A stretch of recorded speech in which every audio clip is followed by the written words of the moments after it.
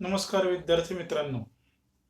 विज्ञान आणि तंत्रज्ञान भाग 2 मध्ये आपलं पुन्हा एकदा सहर्ष स्वागत आहे.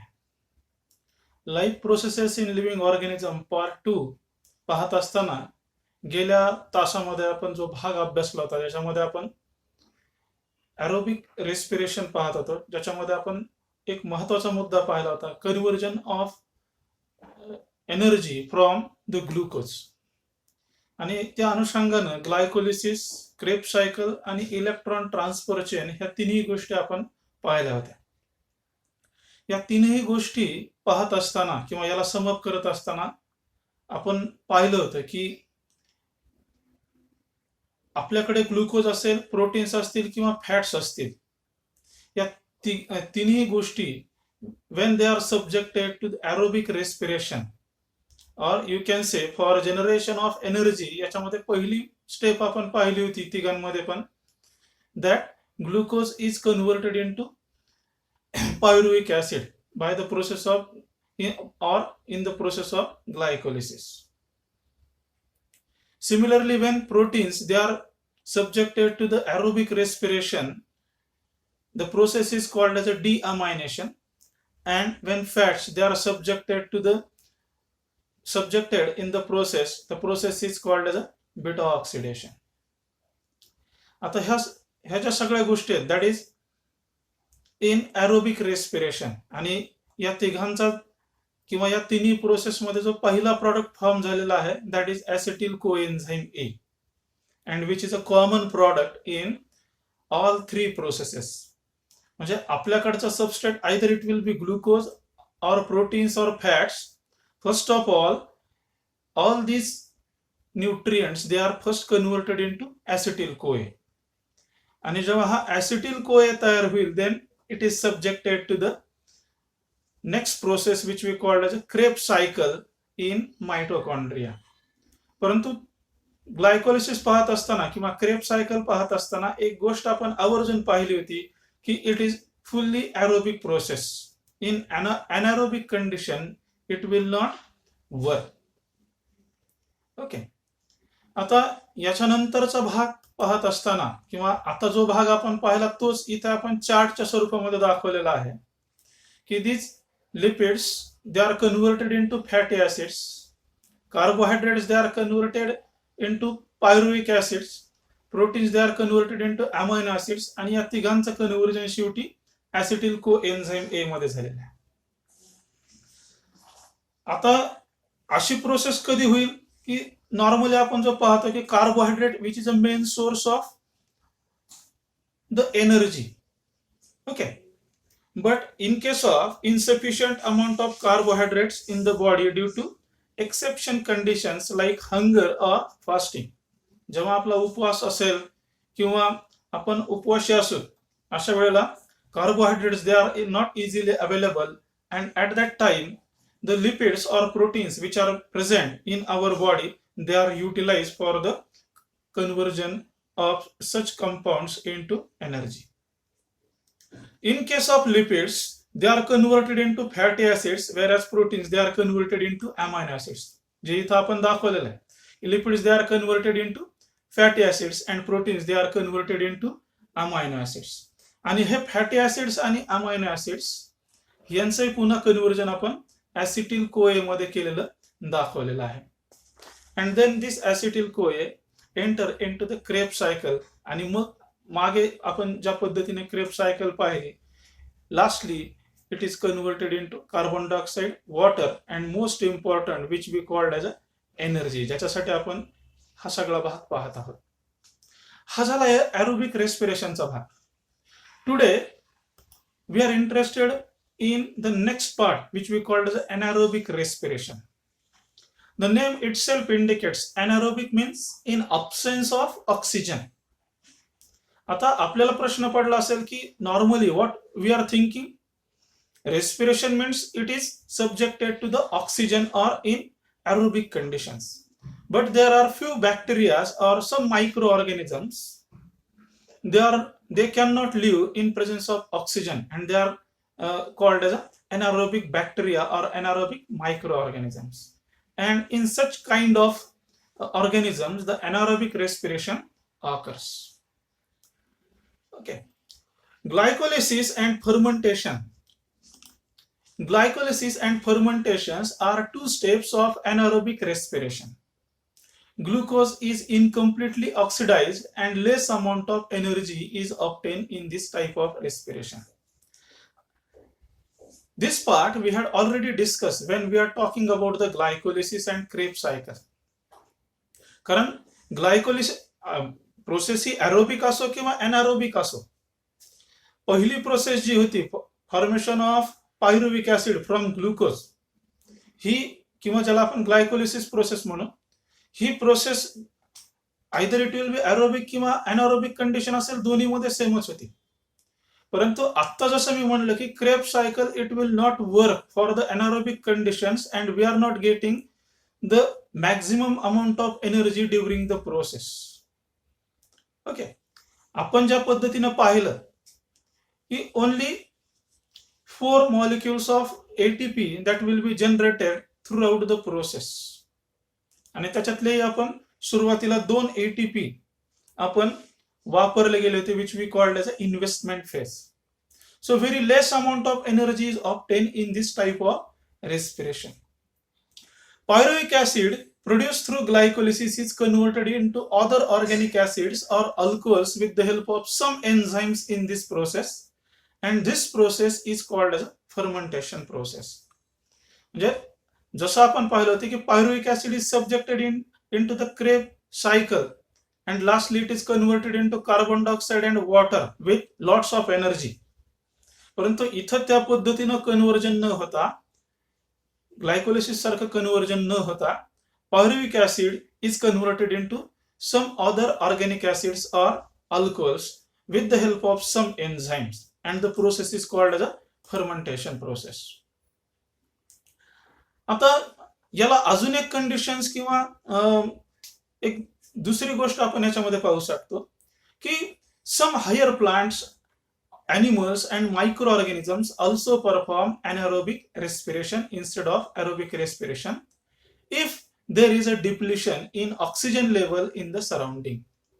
याचा अर्थ काय की initially these microorganisms, animals, plants, they all are aerobic, but because of the depletion in level of oxygen in the surrounding, they have to perform the anaerobic respiration because they have to maintain their energy level. आणि मग कुठल्याही प्रकारे ती energy maintain करण्यासाठी either it will be an aerobic source or anaerobic source, they have to harvest the energy.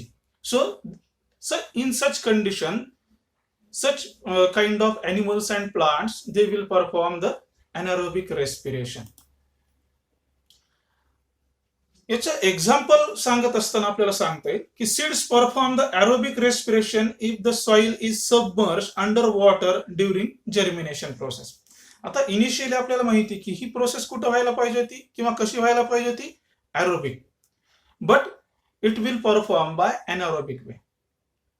याचं दुसरं आणि सगळ्यात चांगलं उदाहरण आपल्याला सांगता येईल की our muscle cell also perform anaerobic respiration while performing the exercise. आता आपल्याला माहिती आहे की when we are doing exercise there is a large demand for the energy, आणि मग ही एनर्जी जशी जास्त प्रमाणामध्ये खर्च केली जाईल तसं त्याची डिमांड वाढेल, परंतु ही डिमांड पूर्ण करण्यासाठी आवश्यक असणारा ऑक्सिजन आपल्याला लगेच्या लगेच उपलब्ध होणं तितकं सहज नाहीये. आणि मग सहजरित्या ऑक्सिजन जर उपलब्ध होत नसेल, now condition is somewhat anaerobic because of depletion of oxygen level, and the aerobic process, or we can say the fully aerobic process, is slightly converted into anaerobic process, and due to this the less amount of energy is produced in the body and lactic acid accumulates, due to which we feel tired. आता जसं आपण म्हणलं होतं की pyruvic acid is converted into some other organic acids or alcohols, आणि मग त्याप्रमाणे इथं आपल्या मसल्स मध्ये लॅक्टिक ऍसिड नावाचं ऑर्गॅनिक ऍसिड तिथं फॉर्म होईल, and once it accumulates in our muscles we feel tired or sometimes we are getting the cramps because of this lactic acid. So this is sort of anaerobic respiration.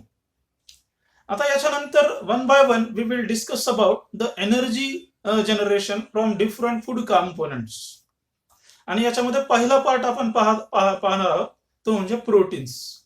इथं एक chart आपल्या समोर दाखवलेला आहे ज्याच्यामध्ये वेगवेगळ्या, आता आपल्याला माहिती की तुम्ही म्हणाल इथं तुम्ही प्रोटीन बद्दल सांगता पण इथं अमायनो ऍसिड्स लिहिलेलं आहे, कारण आपल्याला माहिती की amino proteins are nothing but the macro molecules, आणि याच्यामधला जो मोनोमर आहे किंवा याचा बेसिक युनिट जो आहे that is a amino acids. आणि मग वेगवेगळ्या शरीराच्या भागामध्ये आढळणारे हे अमायनो ऍसिड्स आहेत. ओके, जसं आपल्याला माहिती आहे की ब्लड मध्ये हिमोग्लोबिन आहे किंवा अँटीबॉडीज आहे, स्किन मध्ये मेलॅनिन किंवा कॅराटिन आहे, बोन्स मध्ये ओसेइन आहे, then pancreas we will have insulin and trypsin, then pituitary glands having the various hormones.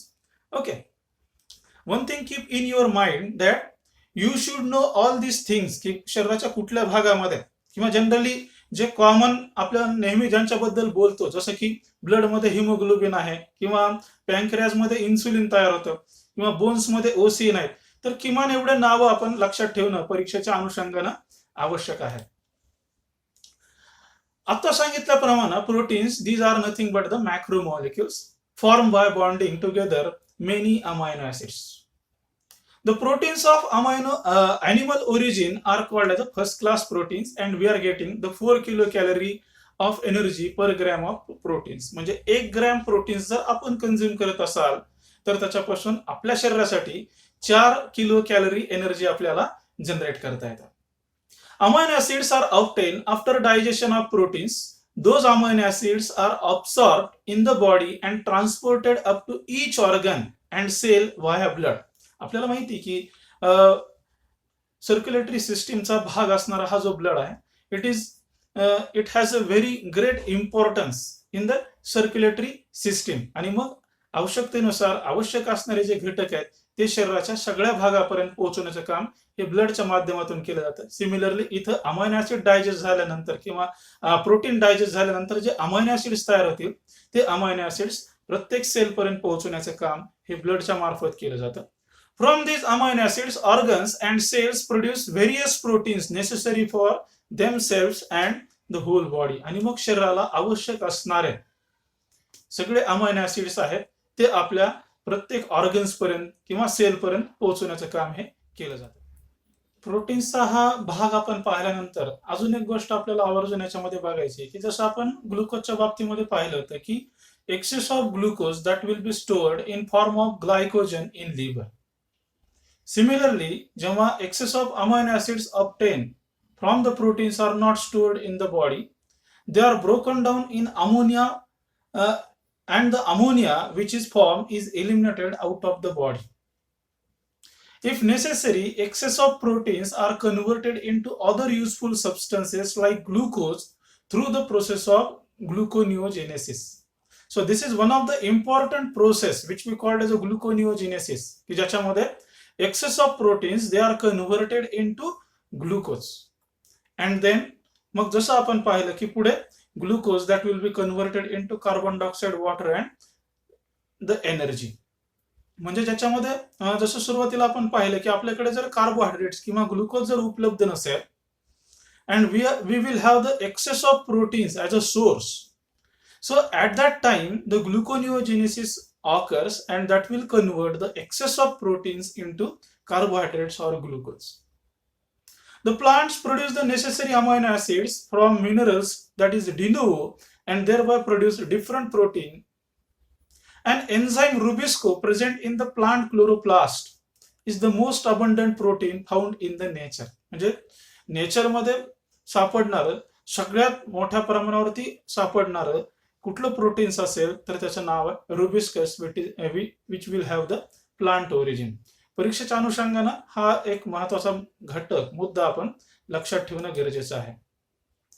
आता याच्यानंतरचा जो भाग आहे की ज्याच्यापासून आपण एनर्जी जनरेट करू शकतो किंवा हार्वेस्ट करू शकतो that is nothing but the lipid.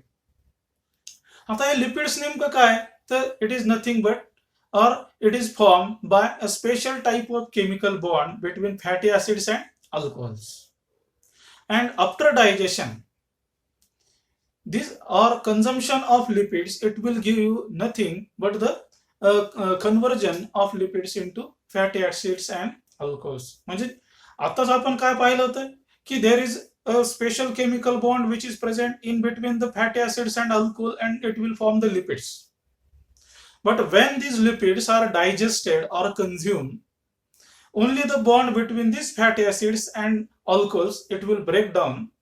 जसं आपण एटीपी टू एडीपी हे कन्व्हर्जन पाहत असताना पाहिलं होतं की the phosphate bond that will break down and it will generate some energy. अगदी तशा एक्झॅक्टली तसंच होत नसेल तरी पण अगदी त्याच धर्तीवरती या दोघांमधला बॉन्ड जसा ब्रेक होईल तसं it will release the fatty acids. And actually this fatty acids they are very useful.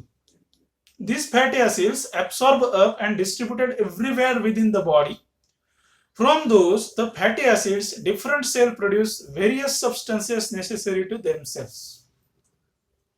आणि मग हे फॅटी ऍसिड जसं सर्क्युलेटरी सिस्टीमच्या मार्फत प्रत्येक सेल पर्यंत पोहोचवल्या जातील तसं त्या प्रत्येक सेलला आवश्यकतेनुसार they will form some important substances in the cells.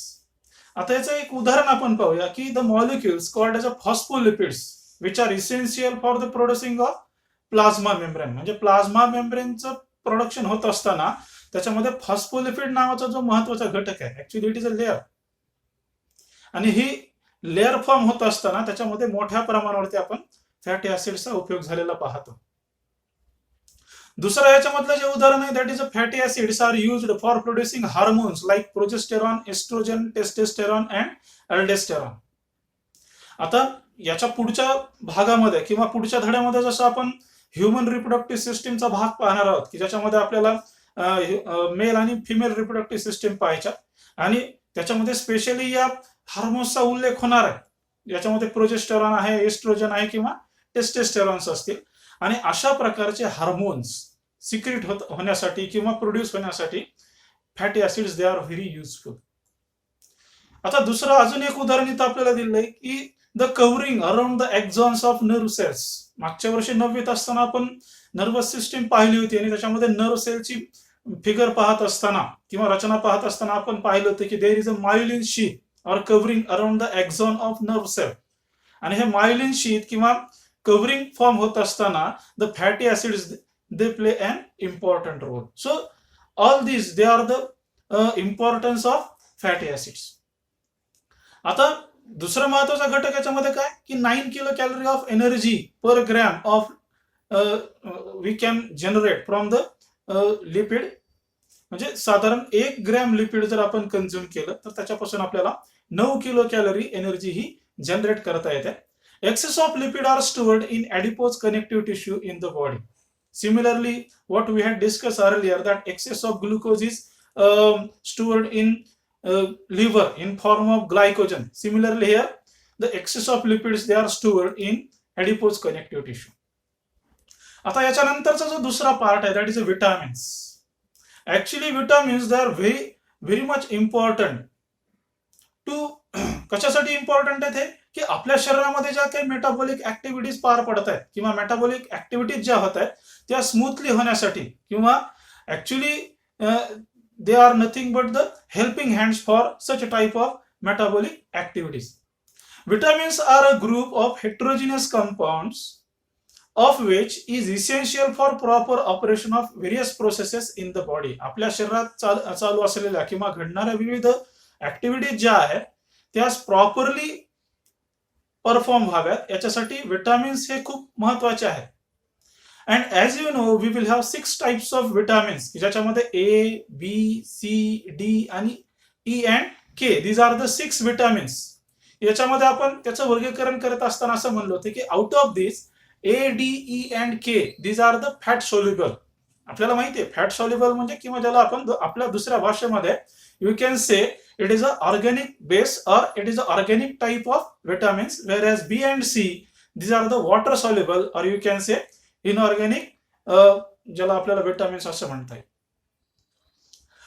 We have seen that FADH2 and NADH2 are produced in the processes like glycolysis and Krebs cycle. आता जेव्हा आपण ग्लायकोलिसिस किंवा क्रेब्स सायकलचा भाग आपण जेव्हा पाहिला होता तेव्हा आपल्याला माहिती आहे की त्याच्यामध्ये आपण एक भाग जो पाहिला होता, what do mean by NADH2? That is nicotinamide adenine dinucleotide. And what is FADH2? That is flavin adenine dinucleotide. Okay, and vitamins like riboflavin and nicotinamide, याला आपण आपल्या भाषेमध्ये किंवा रफली what we can say, riboflavin that is nothing but the vitamin B2 and nicotinamide that is nothing but the vitamin B5 respectively are necessary for their production. Okay, so these are very important, very much important proteins, याला आपण vitamin B2 किंवा vitamin B5 असं आपल्याला म्हणता येईल. आता याच्यामधला शेवटचा भाग जो आहे, what we can say, it is last part but not the least part, that is the water. As we know, there is about 65 to 70% water in our body, and each cell contains 70% water weight by weight. म्हणजे साधारण आपल्या सेलचं जे weight आहे त्या वेटच्या 70% weight हे एकट्या पाण्याने acquire केलेलं आहे. Okay, blood plasma also contains 90% of water, and functioning of cells and thereby whole body disturbs even if there is a little loss of water from the body. आपल्याला माहिती आहे किंवा when we are suffering from the dehydration process, आपल्या शरीरामधून जेव्हा पाणी बाहेर पडायला लागतं तेव्हा आपल्याला लक्षात येतं की आपल्या मेटाबॉलिक ऍक्टिव्हिटीज ज्या आहेत त्या व्यवस्थित परफॉर्म होत नाहीत, किंवा आपल्या भाषेमध्ये किंवा ग्रामीण भाषेत ज्याला आपण म्हणतो की एकदम गळून गेल्यासारखं वाटतं. ओके, तर तशी काहीशी कंडिशन आपली होईल की when there is a excess loss of water. Hence water is an essential nutrient. म्हणजे ज्या पद्धतीने आपण पाहिलं की कार्बोहायड्रेट्स महत्वाचे आहेत, प्रोटीन्स महत्वाचे आहेत, फॅट्स महत्वाचे आहेत, लिपिड्स महत्वाचे आहेत, किंवा विटामिन्स महत्वाचे आहेत, सिमिलरली वॉटर सुद्धा तितकंच महत्वाचं आहे आपल्या शरीरामध्ये. कशासाठी? To generate the energy or for the optimum activity of metabolic activity. आता आजच्या भागामध्ये जो भाग आपण पाहिला की जसं आपण कालच्या भागापर्यंत जे काय आपण एरोबिक रेस्पिरेशनचा भाग आपण पाहिला होता त्याला आपण समअप केलं, आणि ज्याच्यामध्ये आपण पाहिलं की साधारण प्रोसेस कुठलीही असो, either it will B generation of energy from glucose और from proteins or fats. The first step is production of acetyl coenzyme A, and this acetyl coenzyme A enters into the process of Krebs cycle, and lastly we are getting carbon dioxide and water along with the energy. त्याच्यानंतर आपण anaerobic रेस्पिरेशनचा part पाहिला की ज्याच्यामध्ये ऍसिटिल coenzyme ए असेपर्यंतचा भाग same होता, आणि त्याच्यानंतर we are not getting exactly the carbon dioxide and water with optimum amount of energy. त्याच्याऐवजी इट विल फॉर्म की जसं आपण एक उदाहरण पाहिलं होतं मसलच्या, it will form organic acids like lactic acids or alcohols. आणि त्याच्यानंतर आपण पाहिलं की energy generation with other food component, ज्याच्यामध्ये आपण प्रोटीन्स, त्याच्यानंतर लिपिड्स, विटामिन्स, आणि lastly we are talking about the water. Okay, तर हा सगळा भाग आपल्याला लक्षात ठेवणं गरजेचं आहे.